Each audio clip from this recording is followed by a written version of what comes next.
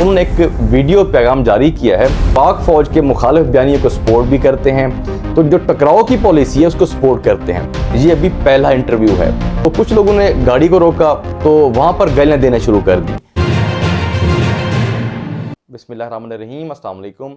تو عثمان ڈار کے انٹرویو کے بعد پاکستان تحریک انصاف کے لوگوں کے بیانات بھی سامنے آ رہے ہیں، لیکن اب جو بیانات سامنے ہیں وہ بڑے امپورٹنٹ ہیں، کیونکہ حماد اظہر صاحب کا بیان سامنے آیا ہے، عمر ایوب صاحب کا آیا ہے۔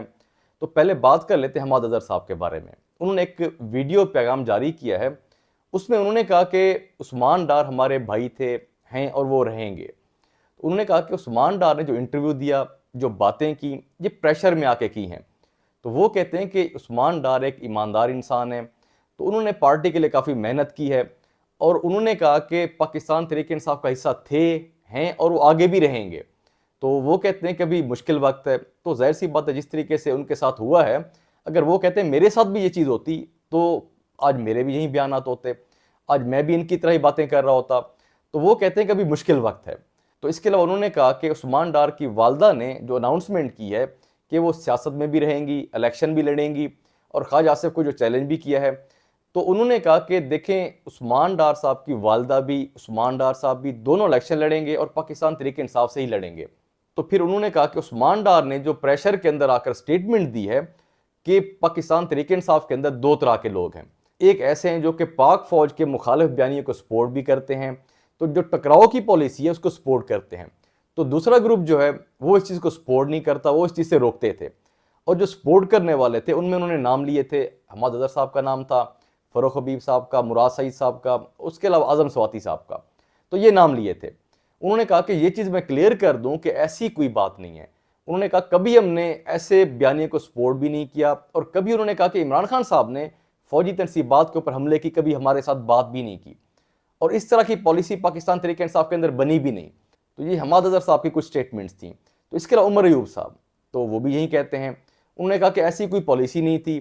تو باقی عثمان ڈار صاحب نے جو سٹیٹمنٹس دی ہیں یہ پریشر کے اندر آ کے دی ہیں۔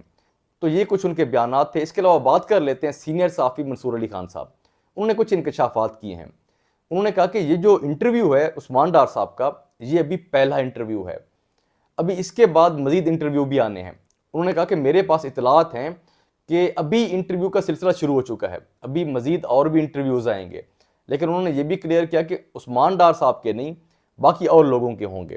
اب وہ کن لوگوں کے ہوں گے تو آگے یہ تو جب آئیں گے انٹرویوز تبھی پتہ چلے گا۔ تو بات کرتے ہیں شہباز شریف صاحب کے بارے میں۔ تو دیکھیں اب وہ عوام کے اندر ہیں، جلسے بھی کر رہے ہیں، کارنر میٹنگز بھی کر رہے ہیں، کیونکہ نواز شریف صاحب پاکستان واپس آ رہے ہیں تو ان کے جلسے کی تیاری کرنی ہے انہوں نے۔ تو دیکھیں جب سیاستدان عوام کے اندر ہوتے ہیں تو ان کو تنقید کا سامنا بھی کرنا پڑتا ہے، لیکن جس طریقے سے شہباز شریف صاحب کے ساتھ ہوا ہے، ان کی گاڑی کو روکا گیا تو کچھ لوگوں نے گاڑی کو روکا تو وہاں پر گالیاں دینا شروع کر دیں۔ تو دیکھیں تنقید کرنا ہر کسی کا حق ہے، لیکن تمیز کے دائرے کے اندر رہ کر۔ اب پاکستان میں کیا ہوتا ہے کہ ایک لیڈر کے جو کارکن ہوتے ہیں تو باقی لیڈروں کو وہ گالیاں بھی دیتے ہیں، برا بھلا بھی کہتے ہیں، تنقید بھی کرتے ہیں ان کے اوپر، تو وہ ایسے سمجھتے ہیں کہ یہ دشمن ہے۔ تو دیکھیں سیاست ہے، آپ کو گلے شکوے ہوں گے، یہ چیز سمجھ سکتے ہیں کہ شہباز شریف صاحب کا جو دور تھا اس سے مطلب لوگ خوش نہیں ہیں، لیکن اس کا مطلب یہ نہیں کہ آپ کسی کو روک کر گالیاں دینا شروع کر دیں، تنقید کریں، آپ کا حق ہے تو ایک تمیز کے دائرے کے اندر تنقید کریں آپ، لیکن اس طریقے سے روک کر گالیاں دینا تو یہ ایک مناسب کام نہیں تھا۔ تو اس طرح کے کلچر کو، اس طرح کے ٹرینڈ کو ختم کرنا چاہیے۔ تو دیکھیں بات یہ کہ ہم لوگ کبھی اداروں پہ تنقید کرتے ہیں، کبھی سیاستدانوں پہ تنقید کرتے ہیں، لیکن کبھی یہ نہیں دیکھتے کہ ایز اے نیشن ہم لوگ کہاں پہ کھڑے ہیں۔ مطلب ہم لوگ جو کچھ کرتے ہیں، جو ہمارے حالات ہیں، جو ہماری حرکتیں ہیں، تو ہم اپنے اوپر کبھی فوکس نہیں کرتے۔ تو سیاستدان جو ہوتے ہیں یا اداروں کے اندر جو لوگ ہوتے ہیں وہ بھی تو پبلک سے ہی جاتے ہیں نا۔ کم از کم ہم لوگوں کو خود کو سیدھا کرنے کی ضرورت ہے پہلے۔ تو پہلے تو ہمیں کم از کم خود کو دیکھنا چاہیے کہ ہم لوگ خود کہاں پر کھڑے ہوئے ہیں، کیا یہ سارا کچھ جو آج ہو رہا ہے اس کے ذمہ دار خود تو نہیں ہیں ہم؟ تو یہ چیزیں سوچنے کی ضرورت ہے ہمیں۔ تو یہ کچھ اپڈیٹس تھیں۔ باقی اگر یہ ویڈیو آپ کو پسند آئی ہو تو لائک کر دیا کریں اور چینل کو سبسکرائب کریں۔ جزاک اللہ۔